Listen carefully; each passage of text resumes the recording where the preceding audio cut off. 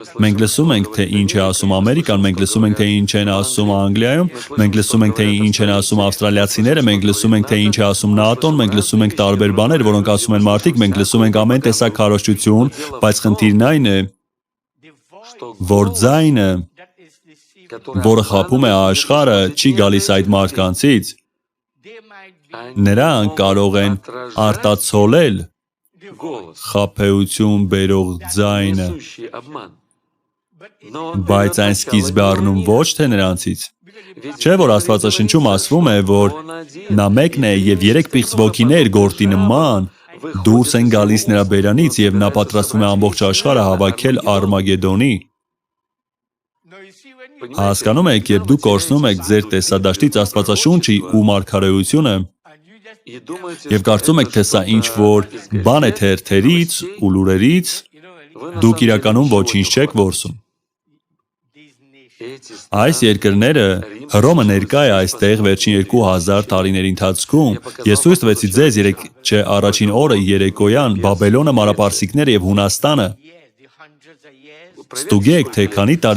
100 տարի է գոյատևել յուրաքանչյուր կայսրություն, բոլոր 3-ն էլ եղել են համաշխարհային կայսրություններ,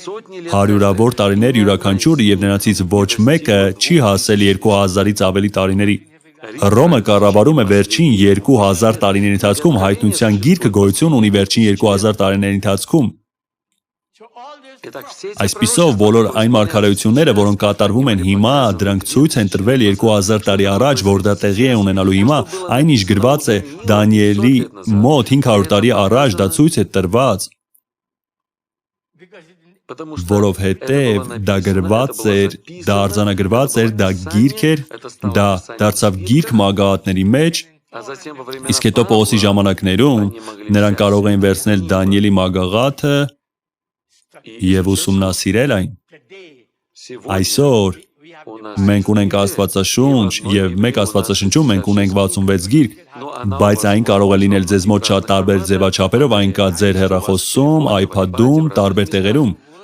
Բառերը, որոնք կան Աստվածաշնչում, այնտեղ են, իսկ նաև դուք կարող եք այնտեղ ունենալ աստվածաշնչյան բառարան, որը կօգնի ձեզ ավելի լավ հասկանալ։ Արդ, ինչ է իրենից ներկայացնում Քաղդեացիների երկիրը, իսկ ասորեստանցիները որտեղ էին նրանք, և երբ Նաբուգոդոնոսորը գնաց ու նվաճեց այդ տարածաշրջանը, ինչպիսի կյանք էր շարունակվում այդ տարածաշրջանում, ինչու էր Հուդայի թագավորությունը այնքան կարևոր,